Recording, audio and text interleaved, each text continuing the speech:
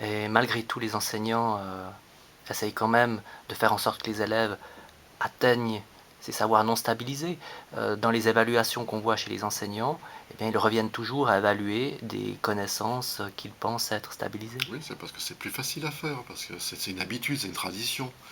Ça, c'est un manque de formation. Donc on se raccroche à ce qu'on connaît.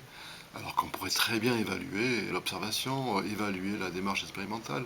Il y a des paliers, on peut se donner des critères avec chaque fois des comportements et dire que pour tel âge, on peut exiger tel niveau d'exigence, par exemple.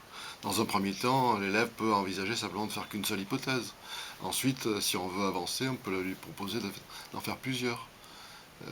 Et ensuite s'apercevoir qu'une hypothèse, rester à l'hypothèse, ça ne suffit pas, faut ensuite faire une expérience pour pouvoir tenter de valider. Et là on s'aperçoit que ça ne suffit pas non plus, que c'est jamais une seule expérience qui conforte une hypothèse ou qui l'infirme, donc il faut jongler avec plusieurs expériences. Donc il y a une progression pédagogique qu'on peut faire. Et si on se donne des critères d'évaluation, une grille par exemple, avec des items, c'est-à-dire des comportements à observer, on peut très bien aussi noter des démarches expérimentales par exemple.